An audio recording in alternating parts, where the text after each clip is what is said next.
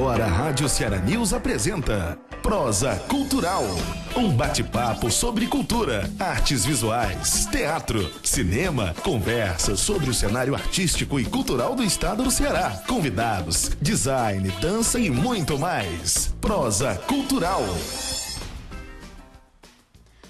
Olá, boa tarde. Está começando o nosso Prosa Cultural, hoje segunda-feira, dia 22 de outubro.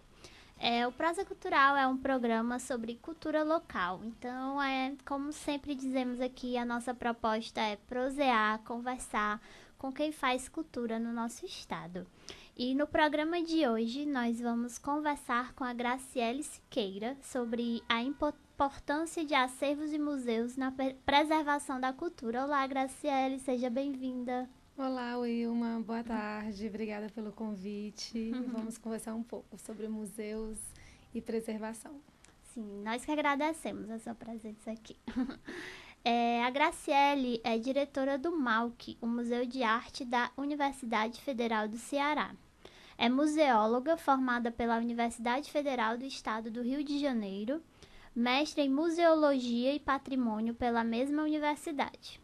Já trabalhou como pesquisadora no Núcleo de Memória da Museologia no Brasil, o NUMUS, participando do processo de implantação também do NUMUS. Trabalhou no Museu da Chácara do Céu, no Arquivo Público do Estado do Rio de Janeiro. Durante a graduação, estagiou no setor de Museologia do Museu Nacional da Universidade Federal do Rio de Janeiro, além de ter sido monitora da disciplina de Técnica de Museus. Além disso, a Graciele ministrou inúmeros cursos de capacitação museológica na cidade de Fortaleza e no interior do estado para profissionais de museus, além de ampla experiência na elaboração de planos museológicos. Então, temos muita prosa aqui com a Graciele, né, Graciele? Um pouquinho, vamos conversar um pouquinho. E além disso, no nosso programa, no quadro Alencarinos em Destaque, vamos falar sobre o Estrigas, também conhecido como Nilo Firmeza, que foi um crítico de arte, pintor e ilustrador aqui na nossa terrinha. E também teremos dicas sobre o Museu Jaguaribano e outra dica de oficina de montagem de exposições para mulheres, que vai acontecer na Caixa Cultural aqui em Fortaleza. Então, acompanhem o nosso programa e fiquem ligados, que teremos muitas coisas boas aqui para falar. E só lembrando que a apresentação e produção é de Wilma Farias, Will, no caso sou eu. A coordenação de Ana Luzia Brito e Farol Comunicação. A operação de som e vídeo é de Tainara Pinheiro, além das redes sociais. Oi, Thay, boa tarde. Olá, gente, boa tarde. Espero que vocês curtam o programa de hoje, Prosa Cultural. É isso aí. Graciele, vamos aqui para a nossa prosa. Pensando muito na importância dos museus, muito no sentido de preservação da história e da memória. Fala um pouco pra gente sobre a história e a função dos museus na sociedade de um modo geral. Bom, a história dos museus ela é muito mais antiga do que a gente imagina, né? Ela vem lá do Templo das Musas, lá na mitologia grega, ainda greco-romana, com Apolo e as 12 musas.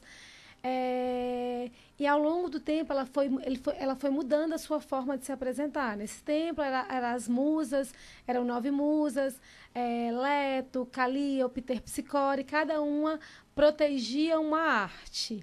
Era o teatro, era a encenação.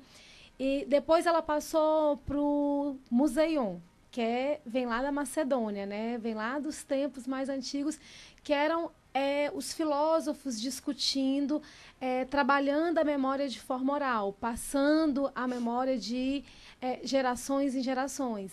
Depois vem os gabinetes de curiosidade, quer dizer, os exploradores andavam, migravam e pegavam tudo aquilo que era curioso, tudo que era aquilo que era exótico e formava os gabinetes de curiosidade. Depois vem as coleções advindas das guerras.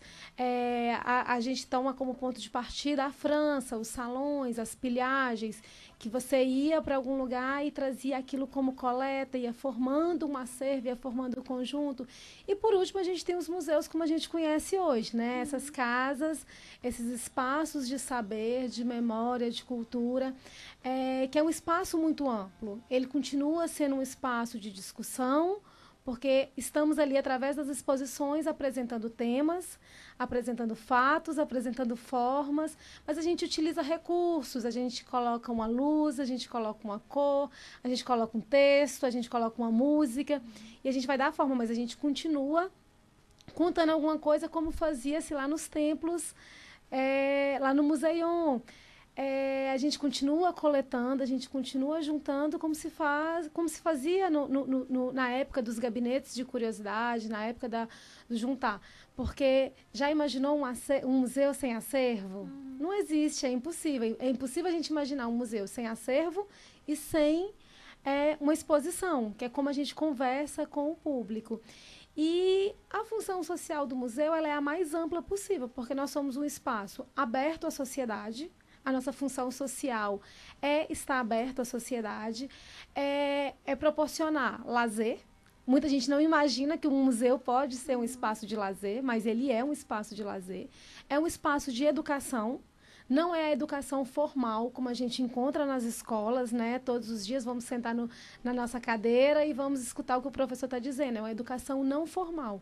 É aquela que vem para somar e para agregar o que é dito, o que é ensinado nas salas de aulas. Sim. E muitas vezes é um espaço de instigação. Sim. Porque você vai no museu e você vê uma exposição, você vê um objeto, você vê um texto, você lê um texto, você tem acesso a alguma informação que ela te dá um cutucão. Sim. Ei, vamos pensar mais sobre isso, vamos falar mais sobre isso, vamos discutir mais sobre isso. Então, a função do museu ela é muito aberta, ela é de lazer, ela é de educação e ela é para ser aberta a todo mundo. Sim. É interessante pensar essa função do museu e dos acervos também, porque a gente tem passado por algumas discussões muito pertinentes agora nos últimos tempos, muito em decorrência da fatalidade que aconteceu no Rio de Janeiro, né? Isso. No Museu Nacional. Então, esse assunto que sempre a gente ficava ali um pouquinho nas beiradas, ele se tornou mais central a partir da fatalidade que aconteceu, infelizmente, assim. E é um prejuízo inenarrável para nós, né? Enquanto a nossa história, né? Do nosso país. E pensando muito nesse lugar do museu, me vem muito essa ideia também dele como um dispositivo de formação. Porque antes, né, no tempo dos museions, vinha muito no sentido mais de ser um lugar para guardar, né? Tipo, de guardar, mas não de expor, que é diferente, né? Uma outra lógica. Isso. Se a gente parar para pensar, hoje o museu ele é um lugar de exposições, né? Também, mas essas exposições são como dispositivos para que a gente possa, por esse sentido, eu gosto muito da fala de pensar a partir de expandir realidades. E acho que ter esse acesso, né, vai muito por esse caminho também. Com certeza. O museu porque durante muitos anos a gente sempre olhou para o museu como aquele lugar de coisa velha. Não quero mais isso. Não, manda para um museu. Sim, lugar de coisa velha no museu. Lugar para poucos. Exatamente. Você vem com 2 estigmas aí para os museus. Exatamente. Que são muito enraizados na sociedade. Precisou uma tragédia acontecer para a gente começar a repensar qual é a função dos museus. Muita gente olhava para os museus e falava assim, não vou visitar não, é chato, é parado, eu vou ali, está sempre a mesma coisa. É um lugar que só tem coisa velha. O que tem de novo no museu?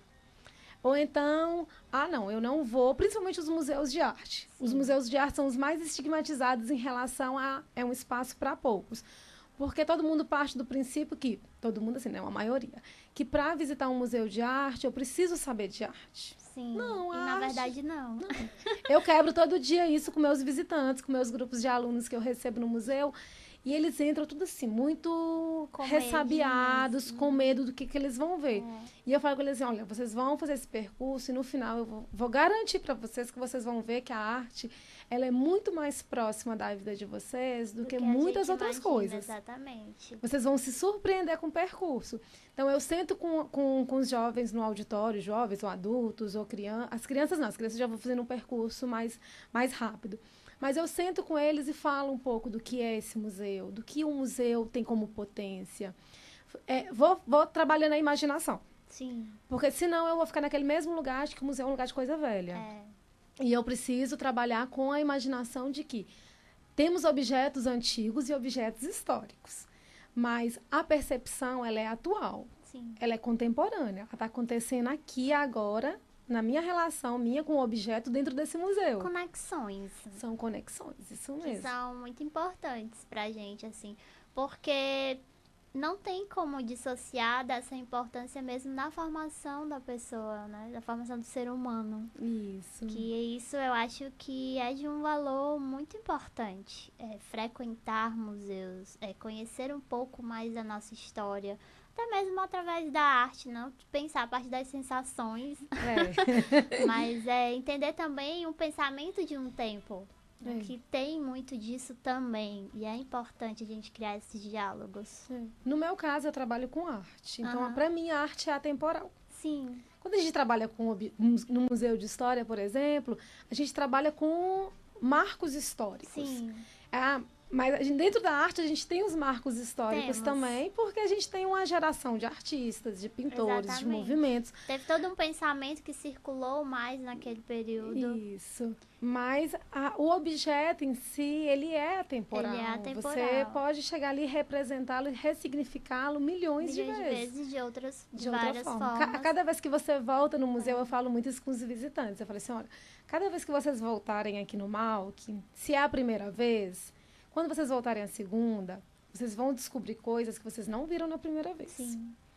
E quando vocês vierem cada vez mais, vocês vão perceber que esse museu é um museu de muitas novidades. Apesar de ter 57 anos, Aham. apesar de já ter uma história por trás dele, já ter objetos Sim. que tem todo um peso da história por trás, Uhum. mas vocês vão chegar aqui e vão encontrar muita coisa nova nesse Sim, espaço. sim. Porque por conta do olhar de vocês, por conta das Exatamente. experiências de vida, de estudos, de viagens, de conhecimento. Sim. Cada vez que vocês chegarem aqui, vocês vão olhar para as obras de arte com um olhar diferente. São olhares singulares, né? E acho que a arte tem muito essa potência mesmo de nos afetar individualmente de formas diversas. Essa é a beleza, gente. Visitem museus. Pensando muito nessa importância de museus, e no caso aqui, você que é diretora do Museu de Arte da UFC, né, que é o Museu da Universidade Federal do Ceará. É um museu que está em uma instituição, né, de ensino também, no meio universitário e acadêmico, e que ele transita muito nesses dois lugares também, né? Então, fala um pouco sobre a história do Museu de Arte da UFC. Bom, o MAUC, o Museu de Arte da UFC, é um museu que tem 57 anos, recém-completos agora em junho. É um museu universitário, mas é um museu universitário que nunca esteve ligado a um curso de artes, a uma graduação. É um museu universitário dentro da estrutura da Universidade Federal do Ceará. Foi um museu pensado a partir de uma viagem do professor Martins Filho, quando ele cria a Universidade Federal do Ceará.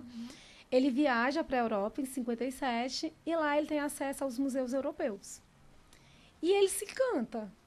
Ele é ciceroneado pelo Antônio Bandeira, que é um artista nosso cearense e que integra uma das salas do Museu de Arte.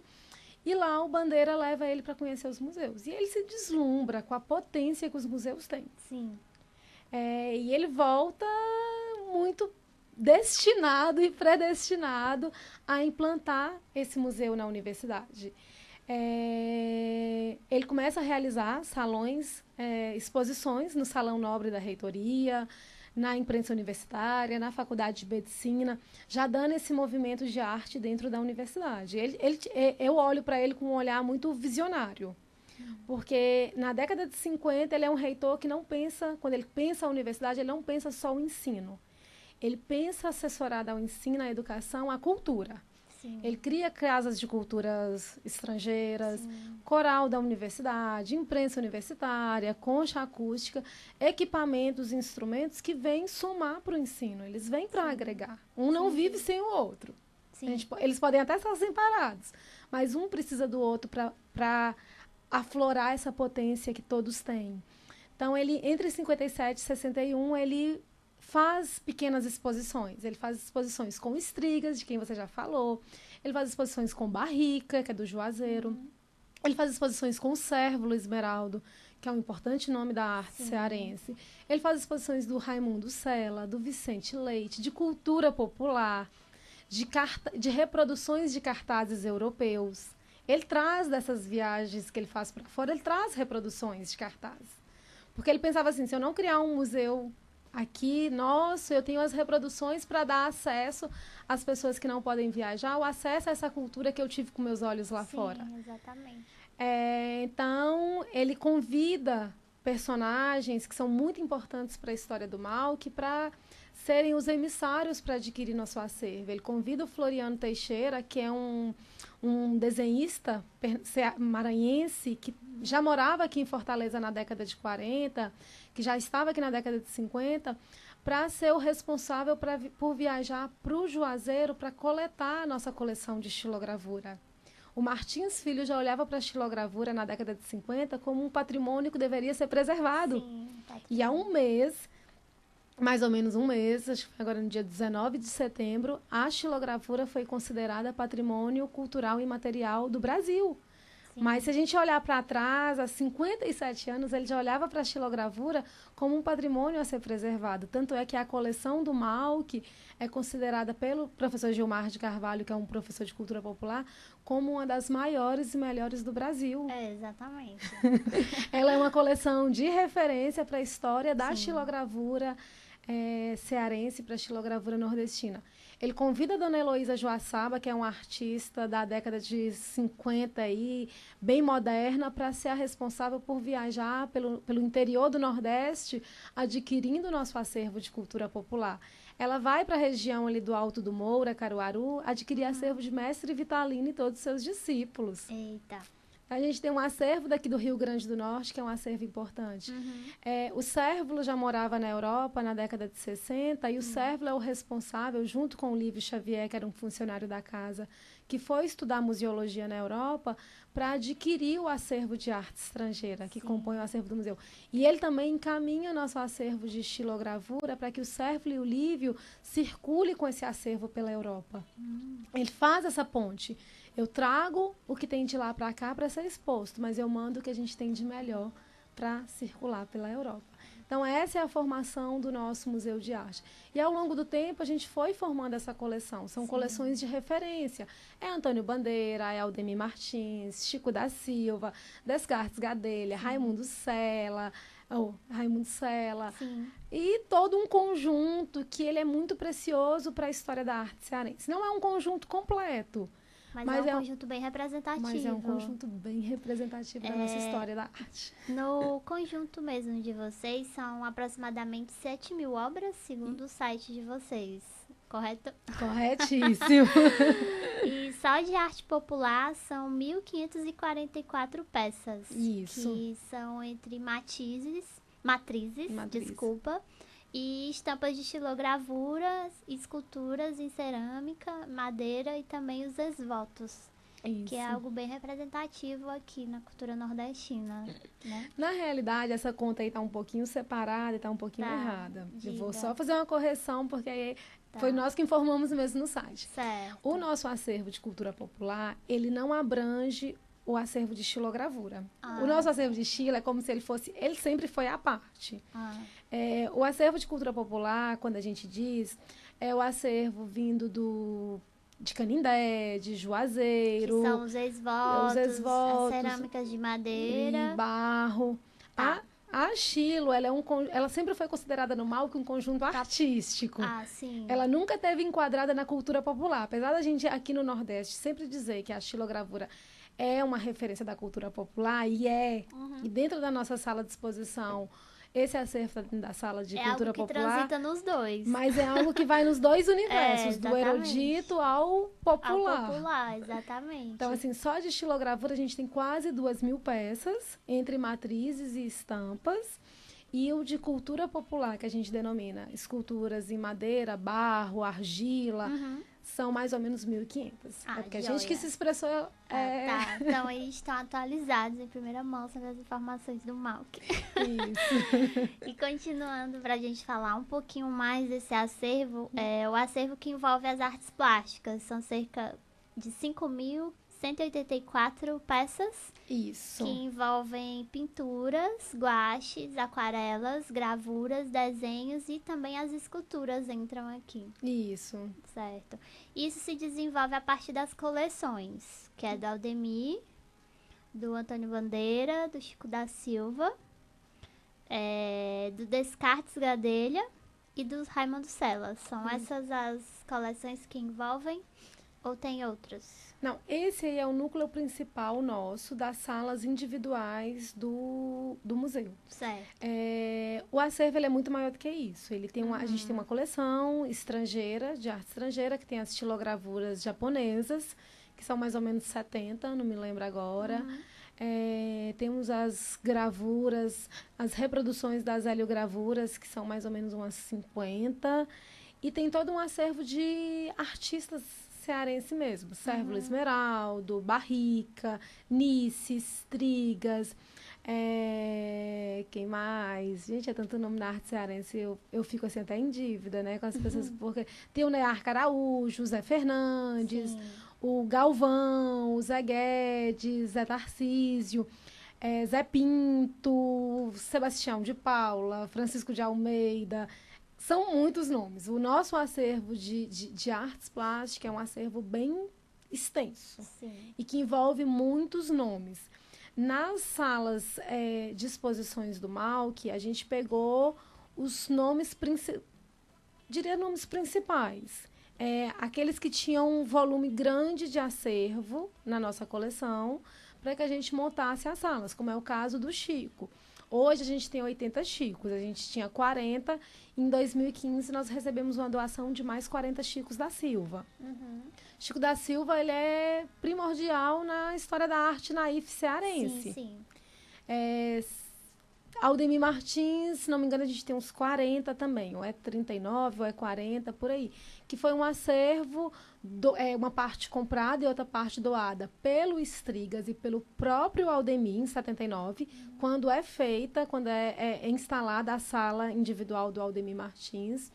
Temos o do Raimundo Sela, que é um conjunto de mais ou menos 200 obras que foram adquiridas após o falecimento do Sela, junto com a família, que são mais ou menos 200.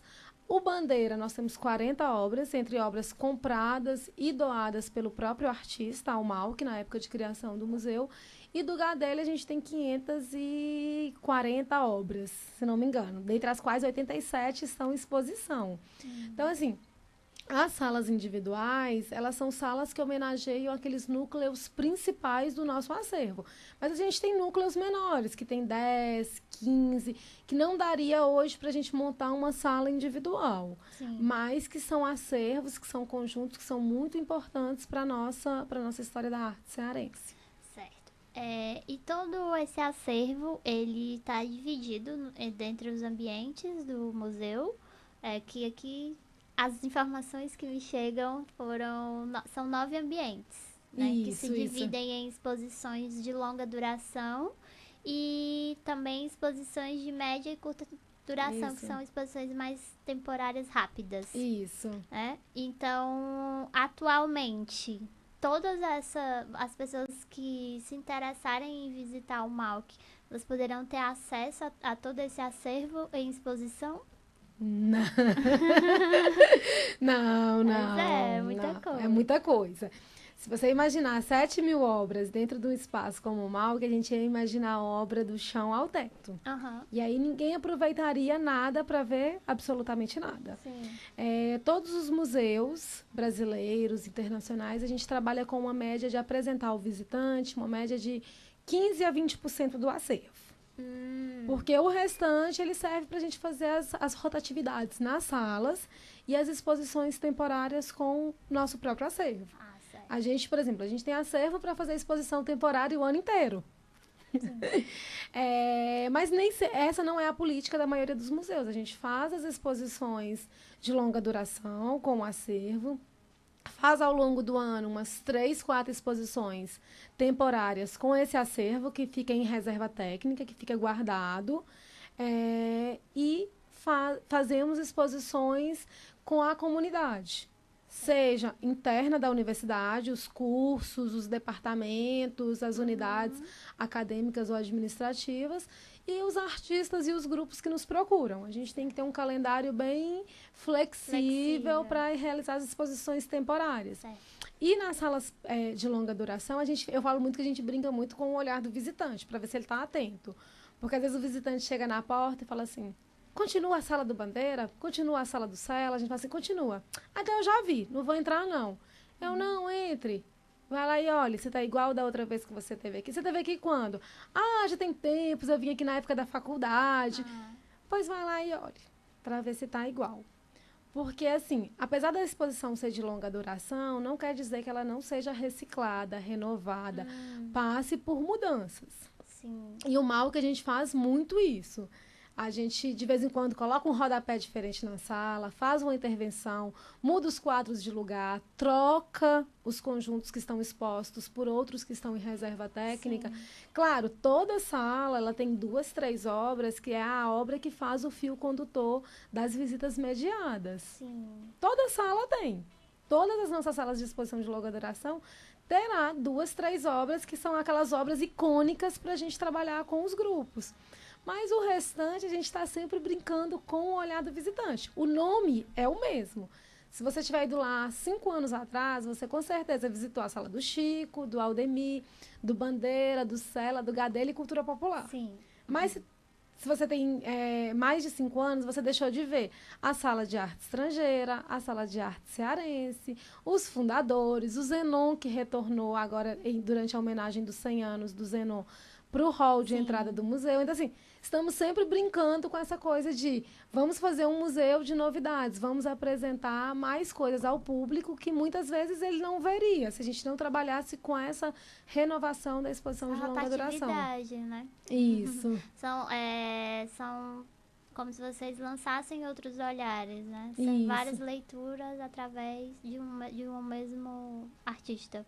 Mas olhares diversos. Isso mesmo. As exposições temporárias, elas têm um prazo, um limite?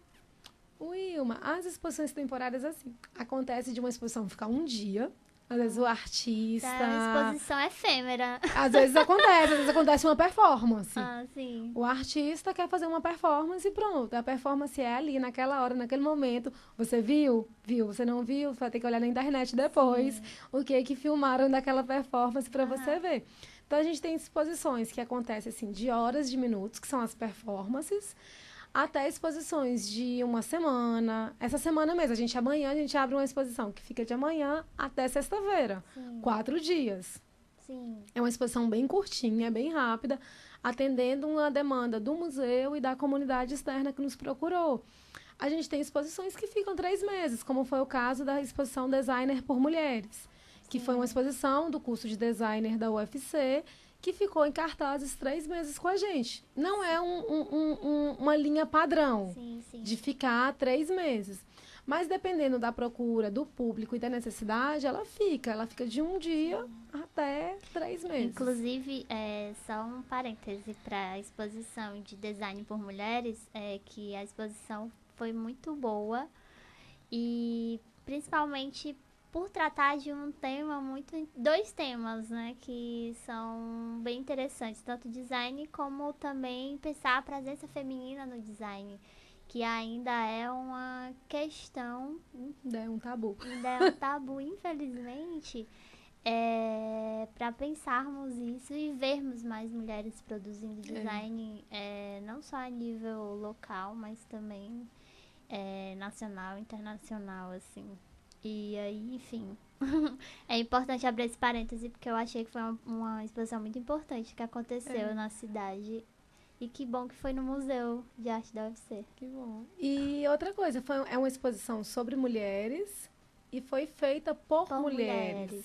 Todo o corpo ali de pesquisa, Sim, de trabalho, foi todo todo feminino. Assim. A Luciana Eloy, junto com a Tânia E a Cláudia Marinho, Catarina Ribeiro. Não, foi uma designer que veio pra cá. Ai, meu Deus. Ela é de Pernambuco e o nome dela está me falhando. Joana A Flores. Joana, É Flores? exatamente. Não é Flores o Joana. sobrenome dela. Mas a Joana. Ao vivo, desculpa. Eles estiveram aqui na rádio dando a entrevista e foi bem bacana. Assim, a gente também escreveu um texto sobre a exposição. Joana Lira. Pronto. É isso aí, Joana Lira. Elas estiveram aqui dando a entrevista sobre a exposição e foi muito bacana, assim, pensar e tratar mesmo de dois temas tão bacana, tão interessantes para a nossa cidade. Eu achei que foi uma exposição vanguarda para a cidade, hein? Mas só dando um tempinho aqui, que estamos na hora do nosso intervalo. Então, fiquem aí, já nós voltamos daqui a 2 minutinhos, tá aí? Sim. Em 2 minutinhos voltamos, é só o tempo de tomar uma água, um café e voltamos. Cara, meu sonho sempre foi tocar na rádio, bicho. Toda referência de banda pra mim veio do rádio. Todos os artistas eu conheci lá. O rádio é assim, faz parte da nossa vida. Pô, bicho, eu amo rádio, cara. Rádio Ceará News. Todas as quartas, a partir das 2 da tarde, você fica por dentro sobre o mundo da tecnologia, marketing digital, redes sociais, estratégia, empreendedorismo online, mundo digital e design. Ceará Digital. Toda quarta, às 2 da tarde. As eleições estão chegando e o segundo turno será dia 28 de outubro. No dia da eleição, a votação é das 8 horas às 17 horas. Para votar, você precisa ter em mãos um documento oficial com foto e o seu título de eleitor. Caso você tenha biometria, é só levar o e-título no celular. E o uso do celular para por aqui. É proibido usar o aparelho na cabina de votação, principalmente para selfies. E se você precisa consultar o seu local de votação, acesse o portal do TSE e os assistentes virtuais no Twitter, Facebook e Google. Anote as datas, não perca o horário e separe seus documentos. Está na hora da sua voz ser ouvida mais uma vez. Eleições 2018, Justiça Eleitoral. Rádio Ceará News. E quando chega a sexta-feira, você reúne a sua turma e... Sextou! Sextou! No Sextou você sabe tudo o que rola em Fortaleza. Sextou!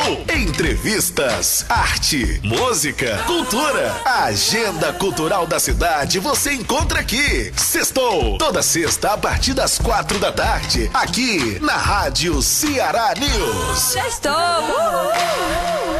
Rádio Ceará News.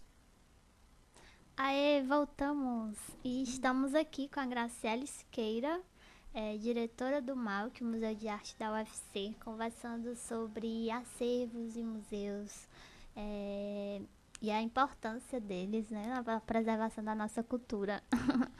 E nós estávamos aqui, né, Graciele, conversando sobre as coleções que existem no museu, no MAUC. Além disso, também falamos sobre os tipos de exposições que tem no acervo. E agora vamos falar também um pouquinho sobre os projetos de vocês. Como são as visitas guiadas, que vocês têm essa linha também de trabalho. E também a biblioteca, que tem um acervo super rico, né, especializado em arte. E então, assim, fala um pouco mais dessas duas linhas que vocês também trabalham. Bom, a gente faz as visitas mediadas, guiadas, orientadas, como o público deseja chamar, porque cada um tem as diferenças conceituais, metodológicas, mas eu deixo muito aberto para quem liga dizer o que quer. Eu quero uma visita guiada, mediada, orientada pelo espaço. É um serviço que o Museu de Arte sempre ofereceu, desde quando ele foi criado, em 61. Ele sempre teve essa função de recepcionar os grupos e levá-los pelo espaço, apresentar esse museu para eles de uma forma que estamos apresentando o nosso ponto de vista. Não quer dizer que você não tem o seu. Isso fica muito aberto para o visitante, para o usuário de museus. A gente está apresentando o nosso ponto de vista. O nosso olhar sobre aquele tema, sobre aquele acervo. A partir disso aí, você vai trabalhar os seus. Então, nós oferecemos previamente o agendamento, a pessoa liga, manda e-mail, vai até nós e agenda o dia que quer. Tá. E nesse dia tem toda uma recepção, uma conversa sobre o museu, sobre o acervo e sobre os procedimentos de preservação dentro de um espaço. Sim. Esse agendamento, ele pode ser tanto individual ou em grupos? Ou tem um número mínimo de pessoas para fazer isso? Não, assim, para agendar previamente, a gente sempre pede que seja um grupo de no mínimo 5 pessoas.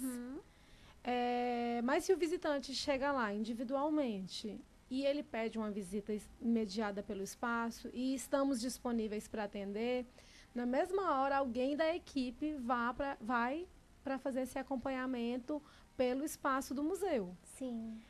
Mas agendar uma visita individual antes, a não ser que é um pesquisador, está fazendo uma pesquisa de mestrado, de especialização, uma monografia, um trabalho, aí sim. Mas se não, ele chegou na recepção, ele solicita esse acompanhamento e tem alguém disponível na equipe, ele vai ser acompanhado durante toda a visita.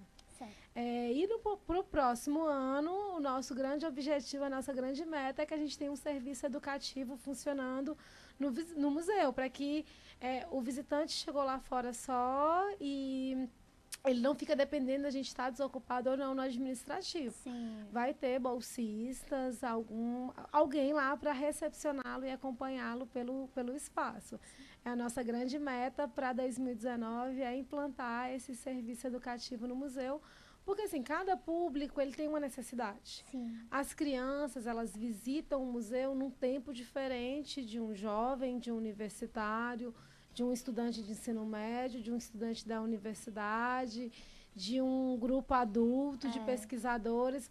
Então, a gente precisa desenvolver metodologias próprias para isso. Para grupos específicos. Para os grupos específicos, para que cada vez a qualidade do atendimento seja melhor. Sim. Já é muito bom hoje. Tanto quando o Pedro Eimar e o Pedro Humberto faziam, quando eles estavam no museu, comigo, com a Auricélia, com a Júlia, com qualquer pessoa que atende lá, é um atendimento muito bom. Mas quando você tem um atendimento direcionado mesmo para aquele público, ele é muito melhor.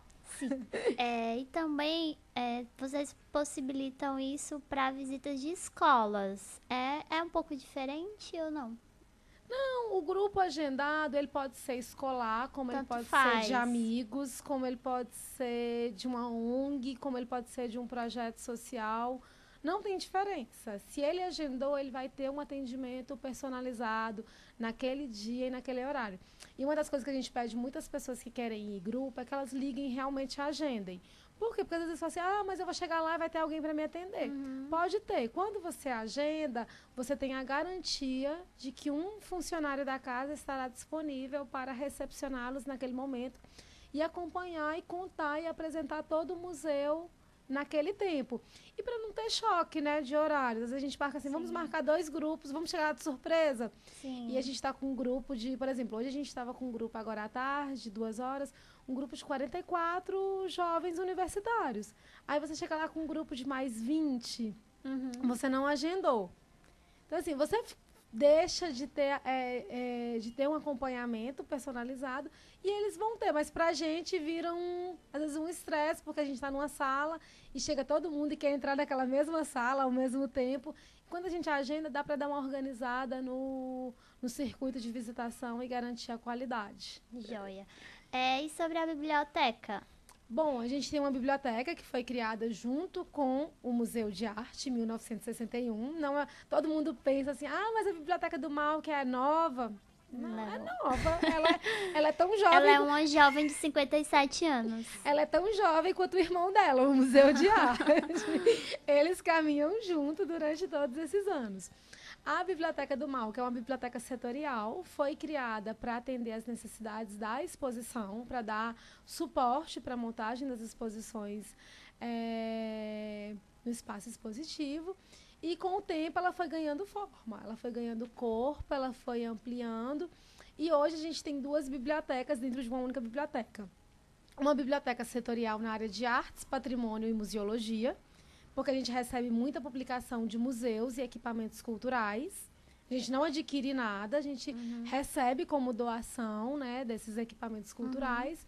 E a gente tem a biblioteca Jean-Pierre Chablot, que a gente também tem o arquivo, que eu vou já falar do arquivo, porque o arquivo é tão importante quanto a biblioteca e as ações mediadas no nosso espaço.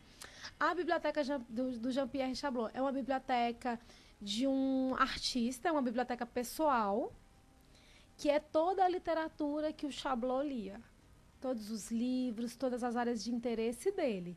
E que está dentro da Biblioteca do Malc. E também a gente tem o arquivo, e dentro do arquivo nós temos 2 arquivos. O arquivo histórico, que tem toda a documentação do Malc, desde que o Malc foi criado até o dia de hoje, tudo que é produzido já é encaminhado para o setor de arquivo, para que a nossa memória também fique preservada. A gente tem a preocupação de preservar a memória do Estado, da história da arte no estado do Ceará. Mas a gente também tem a preocupação de salvaguardar a nossa memória institucional. O que nós fizemos, o que nós apresentamos, o que nós recebemos, todos os nossos movimentos. E temos o arquivo histórico Jean-Pierre Chablot. Jean-Pierre Chablot é um suíço que vem para o Brasil na década de 40. Ele vem morar no Rio de Janeiro, depois ele é convidado para vir para o Ceará para fazer todo o programa de propaganda, de convencimento, para que os trabalhadores nordestinos migrassem para o norte em busca de uma vida nova na Amazônia. Sim.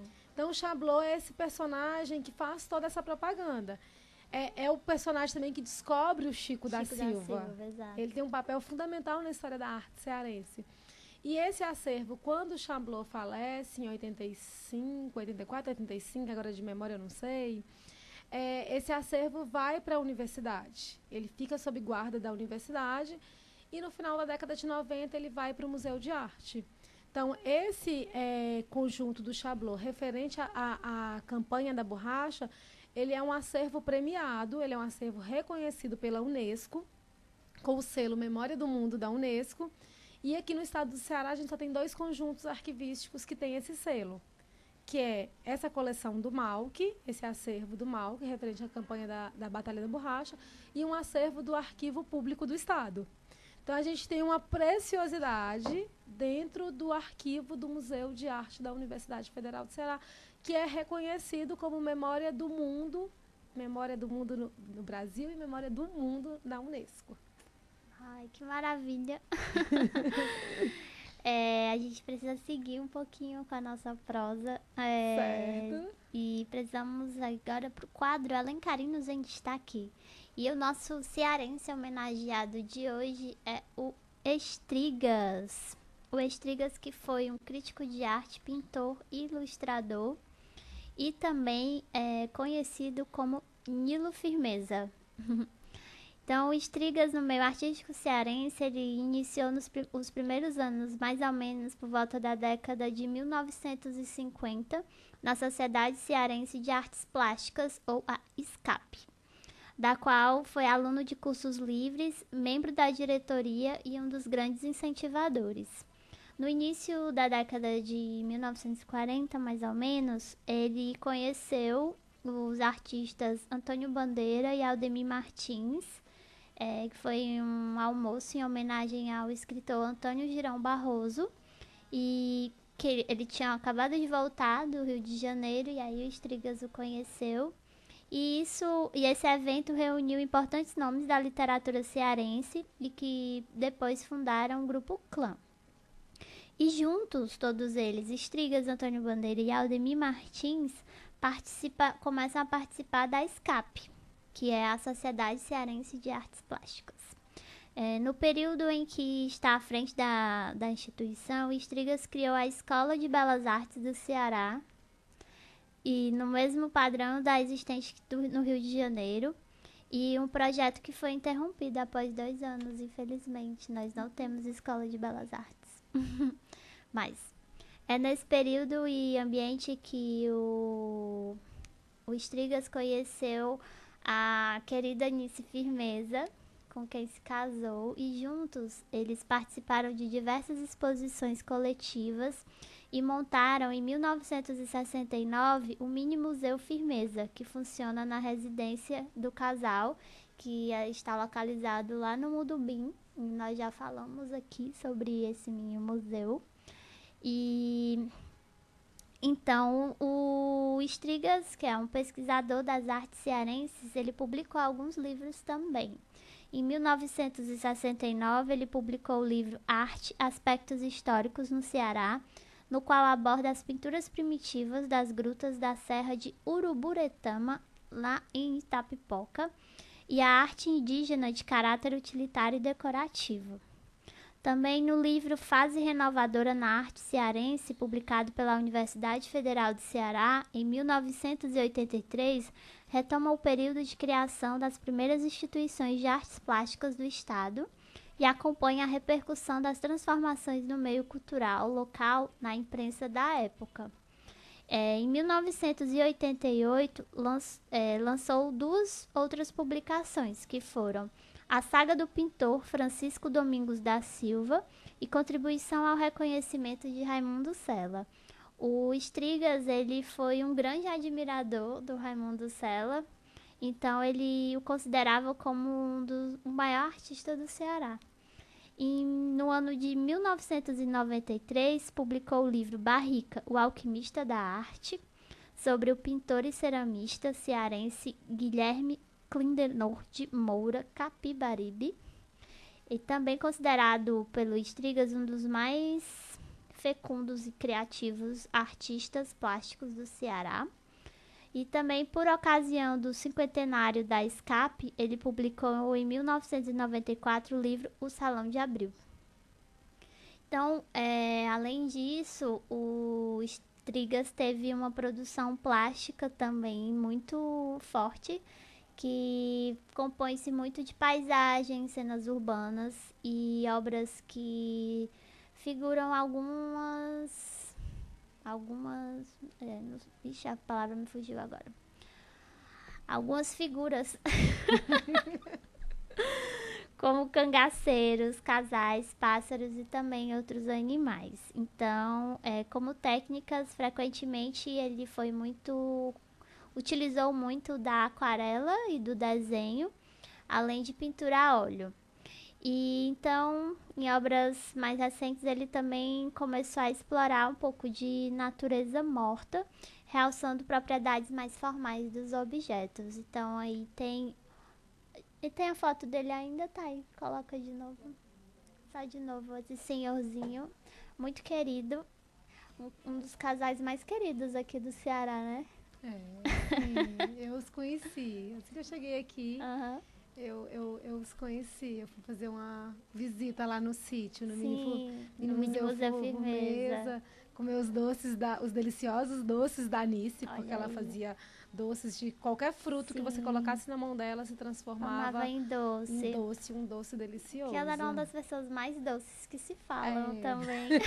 Era um amor, tava sempre com uma flor atrás da orelha. E quando a gente chegava lá, a primeira coisa que a gente ganhava era uma flor atrás também da para orelha. colocar na cabeça. Isso. O Mini Museu também, né, Graciele, que possui um acervo bem Bem eclético. bem rico aqui para nossa Isso. cidade também, né? Bem diversificado da nossa história, da arte aqui. Sim. Visitem, fica lá Vale no a pena. Mudubim. Também uma outra dica para quem for viajar aí pelo nosso litoral lá para a cidade de Aracati, tem o Museu Jaguaribano do Aracati.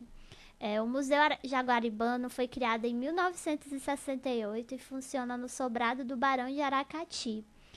O prédio é uma antiga residência construída em estilo mais neoclássico. A fachada principal destaca-se pelo revestimento de azulejos portugueses. É considerado uma das principais peças urbanas do patrimônio histórico e cultural da região jaguaribana. Então, ele passou por um período fechado e voltou depois de uma restauração pelo Instituto do Patrimônio Histórico e Artístico Nacional, mais conhecido como IPHAN. Mais ou menos em 2004, ele foi reaberto para visitação. Atualmente, ele possui um acervo de peças expostas variando entre 2.000 e 3.000 obras de peças históricas e também peças sacras.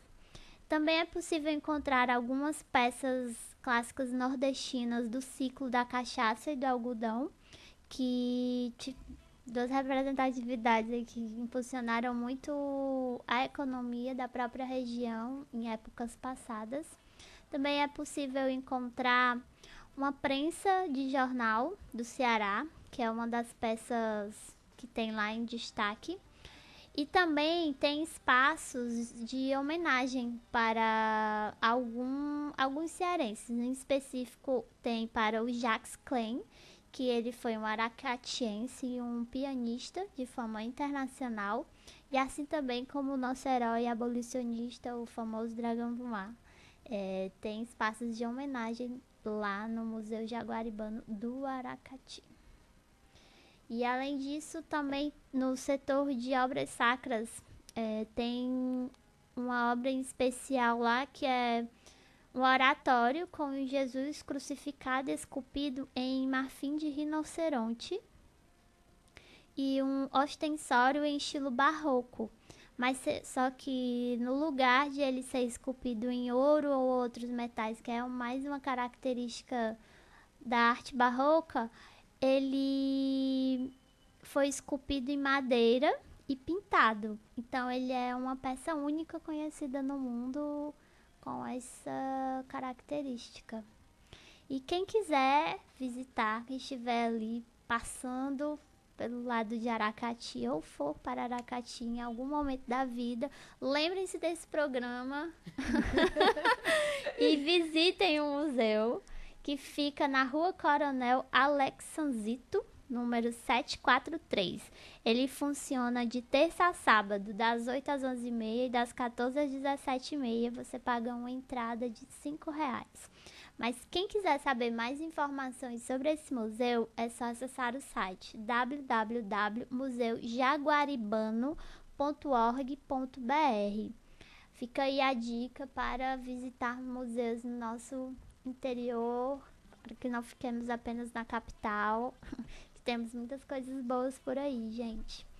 E outra dica também, que é para Fortaleza, que a Caixa Cultural Fortaleza, vai promover, na verdade, uma oficina de montagem de exposição somente para mulheres. Falamos agora há pouco de uma exposição que ocorreu no MAUC, só por mulheres. Feita por mulheres, falando de mulheres.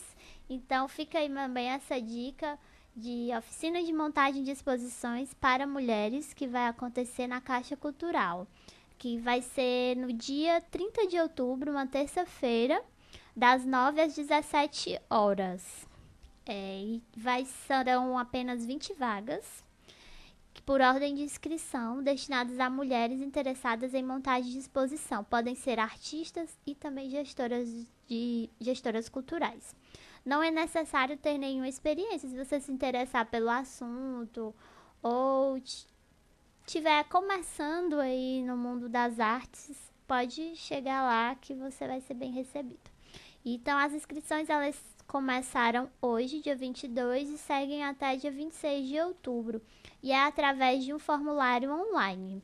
Entre as atividades que serão desenvolvidas na oficina, serão abordados elementos necessários para a montagem de exposição, como estilos, história, manuseio de obras de arte, ferramentas utilizadas, diversos tipos de montagem e os cálculos necessários para a instalação de quadros. E esses serão alguns pontos tratados de uma forma teórica e também prática. Então vai ser uma oficina muito legal. Eu adoro montagem de exposição. Eu gosto muito, é uma experiência muito bacana você ver os bastidores e participar. Eu fico sempre muito feliz quando eu tenho essa oportunidade. Então, a ação faz parte das atividades de exposição, que é Reconhecendo a Amazônia Negra, da fotógrafa Marcela Bonfim, que estará em cartaz na Caixa Cultural entre 2 de novembro e 23 de dezembro. Então, tem aí já um anúncio de exposição que promete ser bem bacana aqui. A exposição terá a montagem de Juliana Ladum, que trabalha há 7 anos com montagem de exposições de obras de arte em diversos equipamentos culturais de São Paulo, como a Biblioteca Mário de Andrade, Centro Cultural da Fiesp, Sesc Araraquara e Casa da Imagem. Também ela fez assistência artística para Pedro Varela e Adriana Peliano, além de atender a colecionadores e galerias. Então fica aí a dica, quem quiser aprender mais sobre os bastidores de uma exposição, é muito legal, gente. Oficina de montagem de exposições de obras de arte para mulheres. O local será na Caixa Cultural Fortaleza, que fica ali na Avenida Pessoa Anta, número 287, na Praia de Iracema. Será na terça-feira, dia 30 de outubro, das 9 às 17 horas. A classificação indicativa é a partir de 16 anos. Serão apenas 20 vagas. É sempre bom lembrar que as inscrições são gratuitas a partir de hoje, 22, e segue até dia 26 de outubro de 2018. Quem quiser saber mais informação, é só ligar 3453-2770. Vou repetir, 3453-2770. E é isso, vamos encerrando aqui o nosso prosa. Graciele, eu quero muito te agradecer pela tua presença, pela nossa prosa. Obrigada, Wilma, pelo convite, pela oportunidade sempre de falar sobre museus, museologia, Museu de Arte da UFC, patrimônio, preservação, exposições. Sim. É sempre uma alegria falar para as pessoas e estimulá-las a visitar mais esses espaços da cidade. Temos muitos museus em Fortaleza. Sim. E todos merecem uma visita. Sim, muitas visitas, na verdade. Muitas visitas, pois é. Muitas visitas e sempre mais e mais. Então, eu sei que amanhã vai abrir uma exposição lá que você falou, Isso. que é Arte sobre o Olhar da Criança. Isso. E também tem uma exposição que está lá em cartaz, que é Nossa Arte, encerra dia 1º de outubro. Novembro. 1º de novembro. Verdade. Eu tava no passado. Não, gente, encerra agora, 1º de novembro. E encerra agora, dia 31.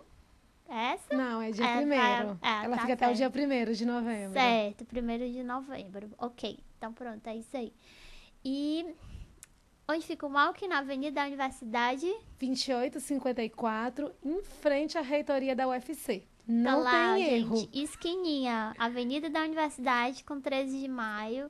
Não tem nenhum erro para você, e não tem nenhuma desculpa para não visitar o museu, conhecer o acervo, principalmente porque é um acervo de arte cearense, então é sempre bom a gente estar mais conectado com a nossa própria história, com a nossa arte, que isso faz um bem danado. E quem não pode, durante a semana, dia 11 de novembro, um domingo, e dia 9 de dezembro, outro domingo, teremos as próximas edições do Corredor Cultural, que fica ali no bairro Benfica, em que a Avenida da Universidade fica fechada, e a gente oferece visitas guiadas para a população, oficinas para as crianças. É bem bacana essa oportunidade de um domingo no museu. Joia, então, gente, fiquem ligados aí. Então, esse foi o nosso prosa cultural, e nós estamos aqui sempre de segunda a quinta-feira a partir das 17 horas, então sempre falando sobre cultura, sobre artes visuais, sobre teatro, sobre dança, sobre cinema, fotografia, design, enfim, muitas coisas. E Sempre bom lembrar que o nosso conteúdo ele fica disponível nas nossas redes sociais, tanto Instagram, Facebook ou Twitter. É só digitar Rádio Ceará News. Lembrando sempre, é importante, o Ceará é com S-I. Você pode também visitar o nosso site www.cearanews.com.br, Ceará com S-I.